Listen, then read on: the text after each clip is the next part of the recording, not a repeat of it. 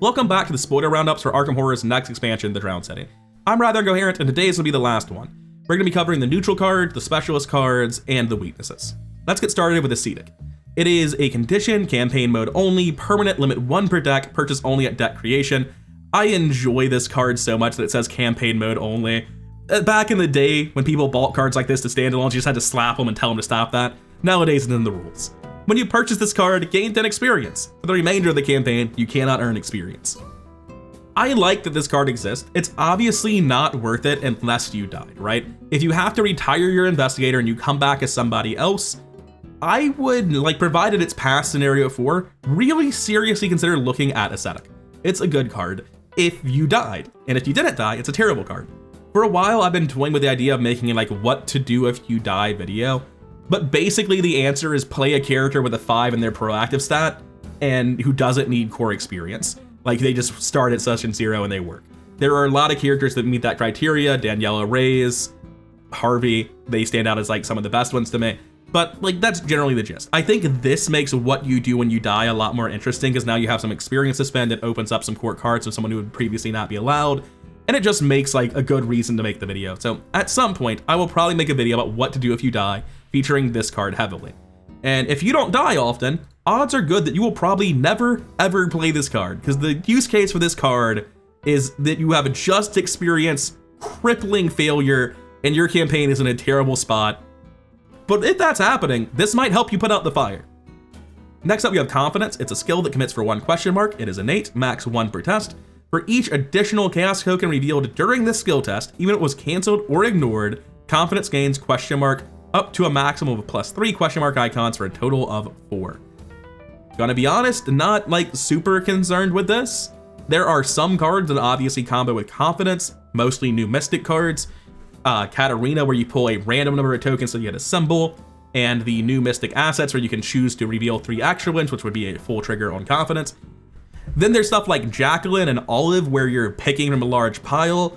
But the problem is that generally speaking, these things revealing a lot of tokens are also picking the tokens. So I don't need these icons. That's the problem. This is a promise of power conditional on promise of power having already been committed to the test. If you can show me ways to reveal a lot of tokens without picking which one you get during a Mythos test, I will say Confidence is a good card when used in that circumstance. But from what I can see, the main way you would reveal a bunch of tokens without getting to pick them is the new Mystic assets. But because you're testing head proactively, you're already in a good spot and you probably don't need Confidence. Just play a Holy Rosary. Why are we running this? If you have a way to trigger this in the Mythos phase reliably that isn't already making you pass, great. But I don't want to promise a power that I can only commit after Unexpected Courage, which is kind of how this feels to me. Moving on to the experience neutral cards, we have Spiritual Healing. It's a 4-cost slotless asset, permanent, limit 1 per deck. When you purchase Spiritual Healing, remove 1 point of physical or mental trauma from your investigator. It's really, really hard to be in a spot where this is the right thing to buy. I know I said Ascetic will probably not see much play at your table unless you literally died. I don't know when I buy Spiritual Healing. If I've taken 2 mental trauma on a character that started with 5 horror, maybe I buy this so I don't die to a single autofail and Rotting Remains. I have to be coming into scenarios with 3 on a stat specifically to buy this. Once I'm down to 2, this doesn't even fix the problem, right? I think if this were at 3 or 2 experience and not limited to 1 per deck, then maybe it could see some play. But as a limit 1 4 experience card, this is... I can't really see this happening. Moving on to the specialist cards, I will not be covering the full list of people getting these specialist cards. I will be evaluating them relatively in a vacuum, and it's impossible to make blanket statements about them, because with a Guardian card, I can assume you're a Guardian. But with these, the context of which deck it goes into is so widely varied that blanket statements might not be as useful as they are with most cards. So I'm sorry for the lack of nuance, but I do not have time to fully judge the card pool of every one of these. Let's get into them though. Dreams of the Clay. It is a 1 experience skill committing for 1 question mark. It is an innate augury, and you can only purchase it if you are an artist, clairvoyant, dreamer, or performer. Commit only to a skill test on a treachery. If this test is successful, put Dreams of the Clay into play in your play area instead of discarding it. And then reaction, when you draw a non-peril treachery from the encounter deck, remove Dreams of the Clay from the game, cancel its revelation effect, and discard it. So if you're playing a character that can reliably pass Mythos test, which, let's be honest, You probably are. Most of them can, and the ones who can't build so that they can, so they don't die. If you're playing a character that's reliably passing a Mythos test, you can use Dreams of the Clay to even more reliably pass one, and then provided you don't auto-fail, provided you had good odds, which you should have, this becomes a virtually free ward of protection that it's level 0. You can only use it on yourself, but still, this is good. This is a small amount of setup to get a copy of Ward of Protection. But unlike Ward of Protection, it doesn't deal horror to you, it doesn't cost a resource, it just requires you to have passed a skill test previously. I would say this is better than Ward level 0 and fundamentally different to Ward level 2. And while I'm not looking specifically at the context of all of these, I am aware that Diana can't run this and she's probably very sad about it. Next up, we have Inquisitive. It is another 1 experience skill committing for a question mark. This one goes to Assistants, Miskatonics, and Scholars. If this test is successful, the performing investigator may succeed by up to 2 more or down to 2 less to a minimal of 0. So this is really specifically for the science archetype, where you're trying to hit 1, 2, 3, 4, or 5, depending on what card and effect we're talking about.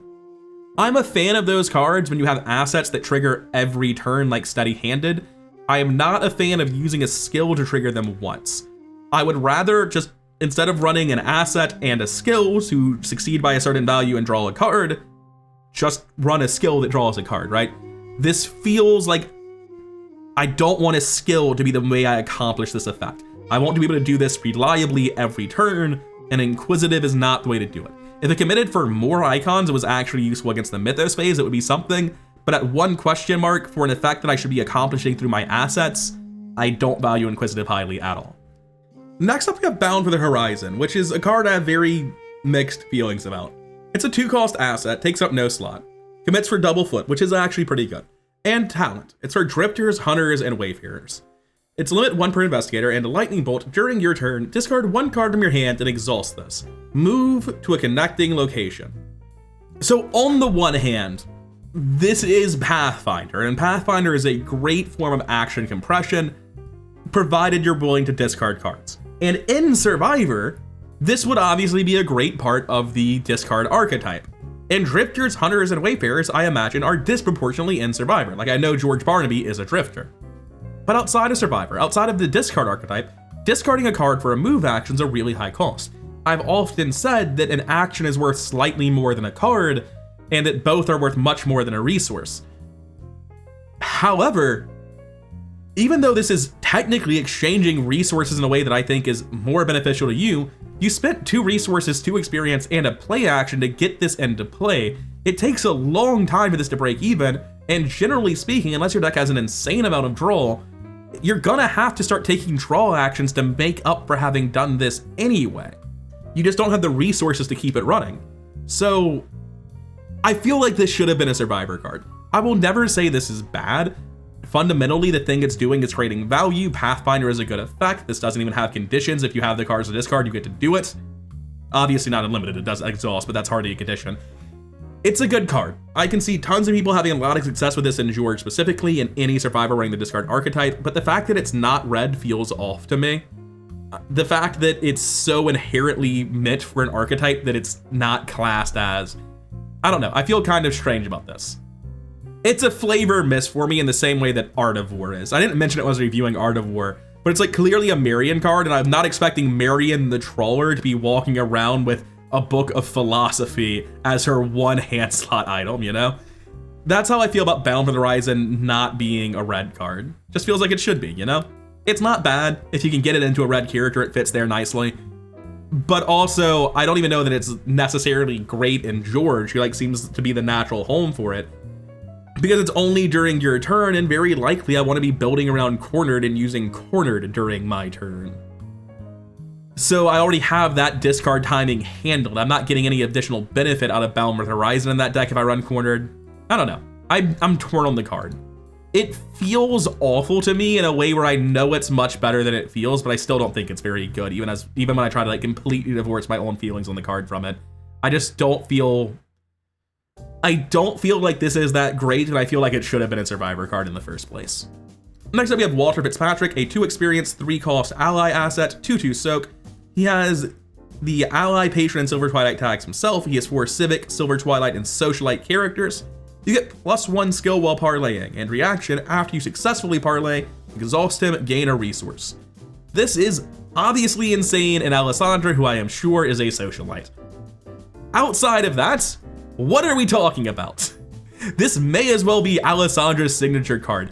Who cares enough about parlaying that they're spending experience on this guy? That's my opinion on this. What are we doing here? I really don't have anything else to say. The idea of committing your ally slot and spending 2 experience on +1 skill value while parlaying is laughable on literally every other character in Alessandra. This might be a specialist card, but it's only for 1 character. It's obviously good in Alessandra, I'm not gonna take that away from it, but like, this card is incredibly specific. Next up, we have possibly the funniest card in the set, Name Your Price. It is a 2 experience, 20 cost event for criminals and socialites only. Parlay, deal 10 damage to an enemy at your location, 5 instead if that enemy is elite. Remove Name Your Price from the game, like you were going to cycle your deck and play it another time somehow. I've seen a decent bit of memeing about Blood of Thoth and about Ascetic. I'm gonna be honest, I have not seen enough memes about Name Your Price. This card is awful. This is genuinely in competition for worst card of the set. You're telling me you spent 2 experience to put an unplayable card in your deck that you will only play once the boss shows up. If you had put something in your deck that actually progressed the game in basically any way, you would probably have had a smoother run with the scenario. Alternatively, if you put anything that dealt damage for less than 20 resources in your deck, you could have just dealt with earlier enemies instead of having to hold it all scenario waiting for the boss. It's very funny. It's also terrible. There's no reason to try to fight like this. Just use like any other fighting card in the game that doesn't cost 20 experience. If it actually just dealt 10 damage flat, I might have a different opinion on it. The fact that it's half to 5 and actually not even great at killing bosses is what really fucking kills the card. You can deal 3 damage for way less than 20 resources, guys. Come on, what are we doing here? Next up, we have the Call of Sekhmet. It's a 2 cost, 3 experience asset, body slot specifically, item, clothing, and relic, and it's only available to Believer, Chosen, and Cultist investigators. It has 2 Horror Soak and Reaction. When you enter a location, exhaust Call of Sekhmet. Till the end of the round, each non-lethal enemy at that location cannot engage you, and you cannot deal damage to those enemies. I'm not gonna sugarcoat it.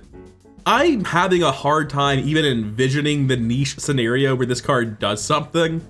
It only works when I enter a location, so I have to walk into a location that has enemies that I don't want to deal with, finish my business within my remaining actions, and get out before the turn ends so they don't just engage with me at the end of the round. And you can be like, oh, but your fighter will come deal with them after you. Just send him first. What are we talking about? Like, there's no world where I need this effect. Why is it only getting 2 soak? The effect is miserably useless. Anyway, this is the worst kind of binder filler, and I will not be looking at it any longer. Next up, we have the Trench Armor. It is 3 experience for a 2 cost body asset, item, and armor tags. Available only to the agency, police, and veteran investigators. It has 3 meat soak, and it cancels the first attack of opportunity made against you each round. The soak's better, at least, but this card, again, feels like it's designed in a very similar vein to the Cal. It is at least slightly less niche with better soak. But at the same time, man, like, what are we doing here? The only thing I could think of was like, why do I need to cancel attacks of opportunity? Alice Luxley, just upgrade her. The upgrade exists now. Like, what game plan am I making where I regularly trigger attacks of opportunity and then don't want them to connect with me?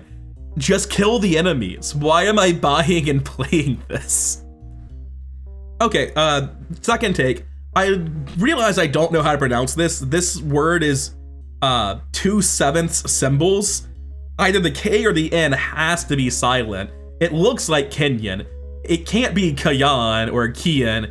It can't be Nayan or Nian, right? Kanayan? I looked it up on Google. Apparently there are other words that mean the same thing in Lovecraft lore, and they look nothing like this. Some people refer to it as Canaan. The AI, which is always wrong, told me a different explanation about silent K's and how it's pronounced Nyan like the cat. Anyway, this is now blood. I'm sure I've seen this word in Forgotten Age before and just never realized how much I can't pronounce it, but I give up on this word. Back on track. 3 experience, 2 cost event, spell. Clairvoyant, Hunter, and Sorcerers only, which is mostly a mystic sort of thing. Fight, you may use your head instead of your fist for this attack. For each empty hand slot, you have +2 skill value and deal +1 damage for this attack. And then this last part's mostly irrelevant ribbon text. If this attack defeats a non-elite enemy, add that enemy to the victory display and attach blood to it. Giving up hand slots is not the biggest ask in a Mystic, which is largely who's gonna be looking at this. Anyone who's not a Mystic probably has good use of their hand slots anyway, so even if they have the tags, they might not want to do this.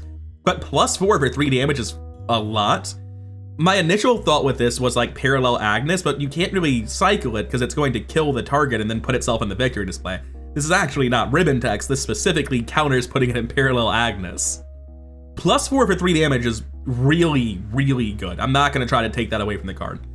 I don't know if I'm spending 3 experience on it in a world with several other 3 damage Mystic assets, or Mystic events rather, and with this one having a cost and 3 experience to boot. Like comparing this to Spectral Razor blows it out of the water. But it is a good event.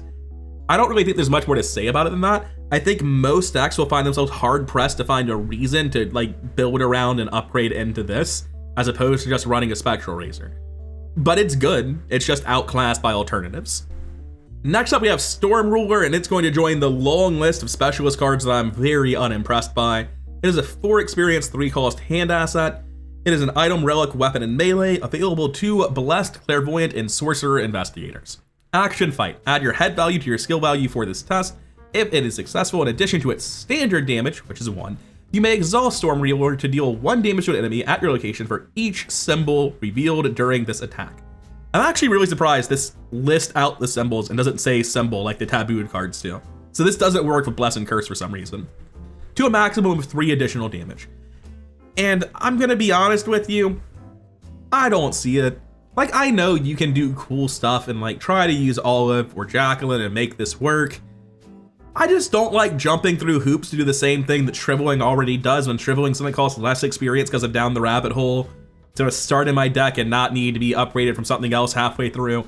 Like, why go through hoops and gamble on how much damage I can deal when Shriveling is in the card pool? And sure, this is available to other characters. It's not just Mystics, even though it's going to be mostly Mystics with this tag. But if you're not a Mystic, I mean, that means you're not Jacqueline, it means you're not running Olive McBride. Those are the main things you're gonna look at when you're trying to token fish. I don't doubt that you can successfully be the fighter with a Storm Ruler in one of your hands. I just don't know why I would choose to do it. I'm not feeling it at all. I was pretty hyped about this upgrade for Motivational Speech just because instead of being a Guardian upgrade, it became a Specialist card. It's 4 experience, so it has to do a lot. It's available to Civic, Performer, and Socialite Investigators. Per lane, choose an investigator at your location instead of just yourself now. That investigator may play an ally asset from their hand at no cost, and then they may trigger an action or lightning bolt ability on that asset, ignoring all costs. I don't think this is worth doing unless there are action abilities getting triggered with it. 4 experience is a hell of a lot.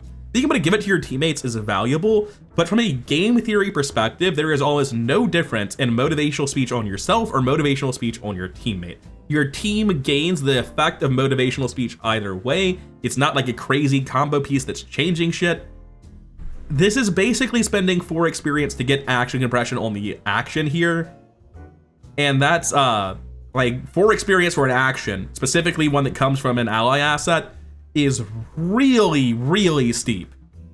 It is at no cost, not just 3 costs reduced, which is important because that means that like much more expensive allies come out from it. You can use this as a combo piece, for instance, with agency backup to play it for 0 instead of 7. That is like the big use case for motivational speech's upgrade. But generally speaking, you're gonna get 1 to 2 extra resources, and a lot of allies do not have action indicators on them. That's the super awkward part of motivational speech. And I'm not convinced this is gonna be worth buying into many people, but I am glad the card exists. If nothing else, I think playing allies at no cost is a powerful effect that I like seeing in the card pool. But I think you have to have very specific decks for this to be an upgrade worth getting. Next up, we have On Their Heels. A 5 cost specialist card is a 2 cost slotless asset and a talent. Detective, Hunter, Police, and Reporter decks only, limit 1 per investigator, uses 5 leads. And just like the Tank Galera or whatever that huge gun was called, this is very specifically a new resource that you're not going to be able to reload. Reaction: after you enter a location with 1 or more enemies, spend 1 lead and exhaust On Their Heels. Either discover 1 clue at your location or deal 1 damage to an enemy at your location. So the effect of this card is you get 5 beat cops or 5 working a hunches, right? Cool. I would say that it really depends on the campaign for how good On Their Heels will be. If you assume that you get all 5 leads used whenever you play this, this is a good card. It's not even that complicated, 2 resources isn't a lot, it competes with no slots, whether you're fighting or clue finding or flexing, you won't what this does. If you assume that meeting the criteria to trigger the leads is not hard to do, then for 5 experience you get 5 copies of Working a Hunch at the same cost, and that's obviously great. For me though, I don't think this is a foregone conclusion that you get to trigger these leads. There are a lot of scenarios where like, there just aren't that many Acolyte style enemies. If you draw an enemy, it's spawning on top of you and it's beating your ass immediately. They're not spawning somewhere else, they're dragging you under, and you take 1 damage just for engaging the deep one, right? There are a lot of scenarios like that. There are some campaigns where most scenarios are like that. As an example, this would be absolutely horrible in Horror in High Gear. You will literally never enter a location with 1 or more enemies in it because you're only going to locations that don't have enemies yet. So On Their Heels, well, thematically it makes sense what the limitation is. It will be scenario dependent that you actually manage to capitalize on these leads. And you can say that like, oh, there are other ways to do it, right? And that's absolutely true with certain teams. I will mention that if you're playing alongside a pickpocketing, string them along style rogue who's just tripping someone and carrying them around, On Their Heels is guaranteed huge value, no problem, right? You can easily get 5 clues just by following the rogue and going in the correct direction. But if you're like backtracking to trigger this, using a move action to get a clue is just like testless investigate, right? Except now you've possibly moved somewhere you otherwise would have needed to be. You're taking multiple move actions to get out of the location and back in, right? On Their Heels is only good if you can smoothly get your leads triggered. And outside of being paired with a pickpocketing rogue who's carrying the enemy for you, I don't think you reliably do that, and I think this card's actually pretty bad. I think if you have that rogue with pickpocketing, On Their Heels is a really cool card, and I want to see it get played at my table, but I don't think this just always does what it needs to do. And also, like, I can just see like so many scenarios. I draw this halfway through the game, there are 8 turns left, there's 1 Acolyte in the deck, I'm getting 1 lead triggered, this isn't gonna work. I look at this, I don't see it as reliable, but I want to play the team composition where I can see what it really does, and in that composition, I think it's good. I just don't think it's great. And I certainly don't think it's remotely universal. I think you have to jump through some hoops to get this to work. And our last specialist card for the night is Dimensional Vortex, a 5 experience 2 cost spell event, available only to performers and sorcerers. Fast, play when the investigation phase begins. Choose a location, set each non-elite enemy at the location aside, keeping all tokens and attachments. Until the end of the round, they are not at any location and are immune to player card effects. When the round ends, return each of these enemies to the chosen location exhausted, max once per game. Throughout this review series, I have repeatedly said things to the effect of, like Kalos Ekmet. Why are there so many enemies here that I can't deal with? Why am I going in there if I can't deal with them? There are other cards for like every class where it's like seal +1. When an enemy hits a guy, cancel the attack, draw a card, release the token. I don't know why these cards exist. There's something weird happening in the Drowned City as a campaign. I don't know. I've got no idea why cards like this exist. Why on earth would I spend 5 experience for an event that temporarily clears 1 location? Presumably there aren't even that many guys at the location because my fighter has been doing his job and killing things, right? Like, what does this card do? What is happening in the Drowned City where this design makes sense? I'm so fucking confused. And very genuinely, even if the Drowned City is a campaign where there is a situation where like Dimensional Vortex is one of the best cards in the game, all these cancel attack cards are good in the Drowned City. Like, let's say hypothetically that's true. I don't think that's gonna happen. I think Drowned City is gonna be a campaign like every other where cards are largely evaluated within the same archetypes they always have been, because there's no reason to think that the wheel's getting reinvented. I think all of these cards that are some jank-ass method of negating 1 attack or negating an enemy for a turn are going to be bad like they always have been. But let's say for a second that in Drowned City, that's not true. And that in Drowned City, these cards are really good. I don't like that. I don't like there is one specific campaign where this incredibly niche, weird-ass style of card is incredible that's bad in virtually every other campaign. I wouldn't be happy if that was the case. Like, I'm all for caring about counterattacking, But this feels like it would have to be the most obscure mechanic, like just constant unkillable enemies everywhere for this sort of card to make sense. I don't know what's going on, and I'm deeply confused. I'm not optimistic. I'm so confused that I've just gone into pure cynicism. I don't know what this is. I don't know why it was printed. I don't know what it's for. I'm looking forward to Drowned City. I'm actually more hyped about campaign expansions than investigator expansions, generally speaking. I want new content. But all of the cards like Dimensional Vortex just leave me deeply confused as to what on earth I should be expecting in the campaign. This is bizarre to me. Which brings us to weaknesses. We've actually already talked about Down and Out, but that was either a misprint or a mistranslation or a mistype, I don't remember. The real Down and Out is spend 3 resources or choose and discard 3 cards from your hand. The one we saw previously only said 1.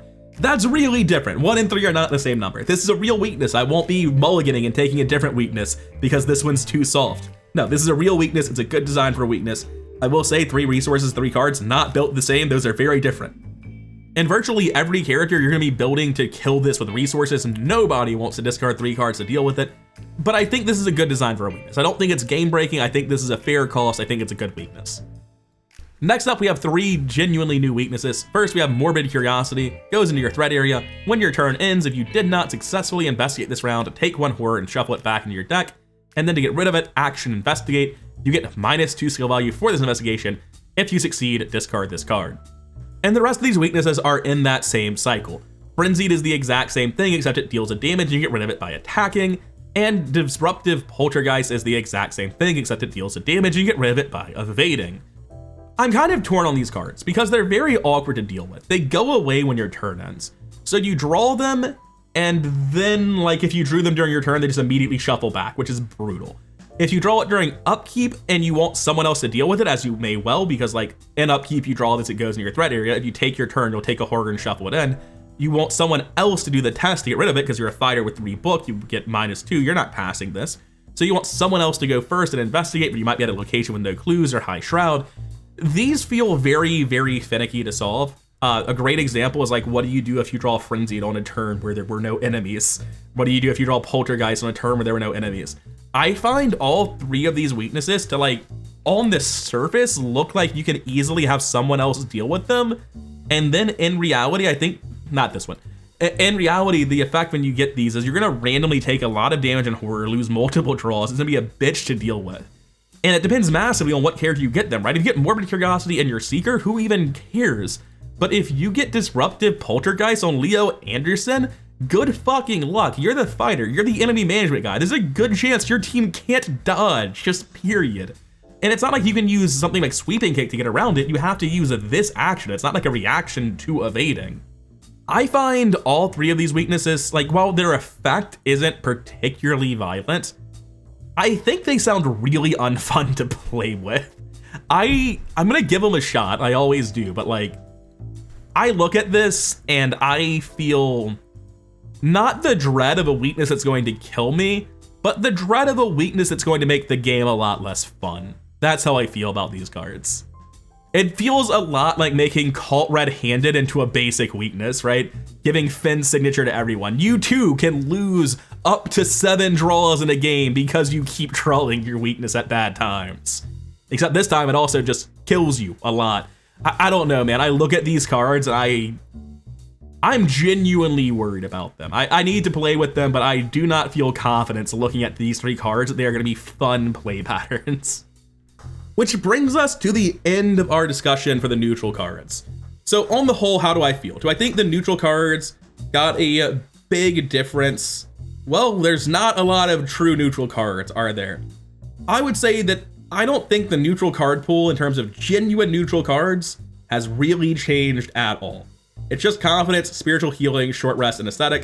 And as much as I like Ascetic, it's, you know, not super impressive. It's very specifically for if you die. It's hard for me to say who's a winner in Specialist cards, because Specialist cards are so wildly diverse in who gets them. And while I'm still not a huge fan of Library Pass 1, I still basically argue that outside of specifically Necronomicon, it's just not very good.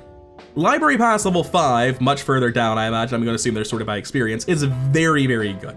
Dreams of Clay is just a solid cancel effect, nothing to argue with there. And then there are so many cards that either feel like they're in the wrong class and just barely good enough, or just genuinely not worth doing.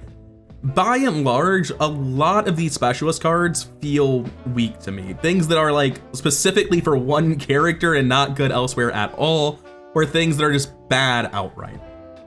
True Awakening to me is one of the better cards in the specialist set. Just the ability to have an event for draw 2 cards, get a clue, or heal if you need it.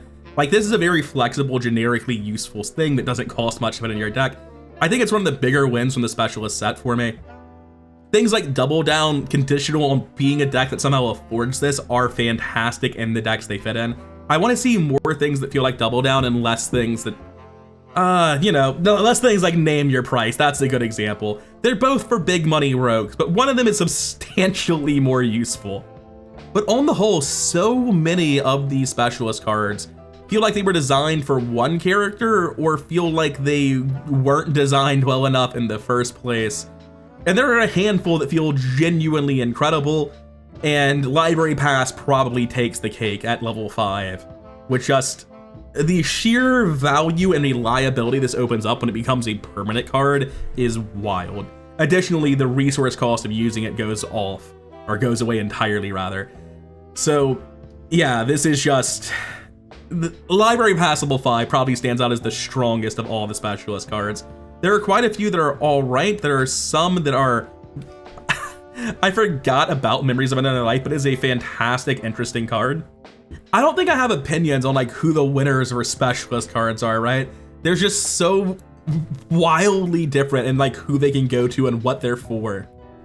We're already decently long into this video, so next time I'll wrap up more broadly about how I'm feeling about the Drowned City as a whole, and also talk about the upcoming standard rotation, or whatever they're calling it. I believe in the announcement they just called it a current versus legacy format. But for now, I would say that despite being interested in the idea of specialist cards, I really don't like most of them. There's some winners there, but by and large, most of the specialist cards feel like misses for me. And in particular, I'm not going to elaborate on it much right now. I'll save it for the upcoming video about rotation. But the existence of specialist cards right before they announce they're probably removing half the investigators from the game sort of feels ill-timed in a way that makes me think the format rotation was not decided before this expansion was locked in. I feel like during this expansion, they decided rotation needed to happen, but this expansion was not planned around being the first expansion in rotation, and I'll talk more about that tomorrow. For now, I've gone on long enough. Let's wrap it up. I'd rather Incoherent. Thank you for your time. If you made it this far, then please do hit all the buttons below to make the algorithm happy. It really does help the channel out. And before I go, I cannot overstate my gratitude towards the people who support this channel, both as members here on YouTube and patrons over on Patreon. See all of you in the next one.